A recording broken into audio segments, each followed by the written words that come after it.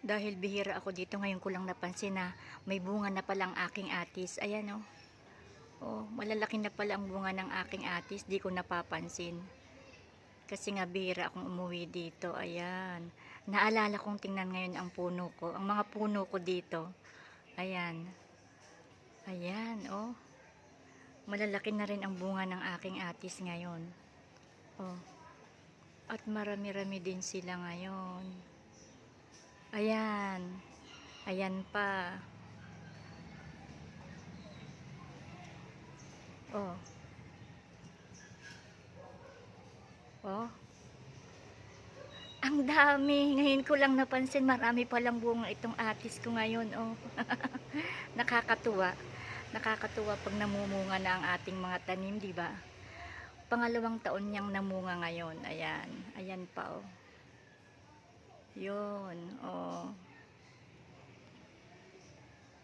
O di ba nakakatuwa pag namumunga ang ating mga tanim. Ang saya ko talaga pag nakikita ko ang bunga ng aking mga tanim. Di po ba ganun din kayo?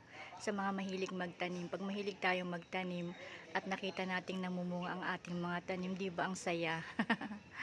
Ayan, oh, ayan pa, oh. Tabi-tabi sila, oh, dami. Ayan ang aking puno ng atis dito. 3 years old nung mamunga siya. Last year yung una niyang bunga, ngayon ang pangalawa niyang pamumunga. Ayan. Oh. At ito naman yung 5 years old kong ano, kay Mito. Ayan. Baka mamunga na rin ngayong summer to. Di pa siya namumunga eh. 5 years old na siya. Ayan. O, diba? Dami kong tanim na puno. Ito pa yung avocado. Ito naman yung avocado. Ito mga 3 years old naman itong aking avocado na to. Parang tama, matanda na yung dati kong avocado. Konti na mamunga. Kaya ito naman. Ito naman ang inaalagaan ko ngayon na avocado. Baka mga 2 years pa mamumunga na rin to. O diba? Parang gubat dito sa amin, no? Dami kong tanim. Napabayaan ko na rin ang aking mga halaman dito, oh. Buti na lang tag-ulan ngayon. Gumanda na uli yung mga tanim. Hindi ko na yan nalilinis, oh. Aking mga tanim dito. Ang kakapal na, oh. Ayan, may isa pa akong puno dito eh, oh.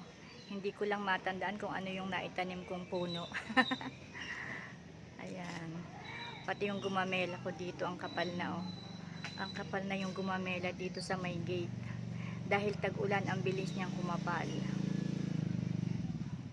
Ang taas na rin ng malunggay. Ayan, dapat ko nang ipaputol uli. Naipaputol ko yan nung ano pa. Nung summer pa. Ayan, ang bilis tumaas kasi tag-ulan ngayon. Pupuputol ko na naman yan. Sobrang taas na eh.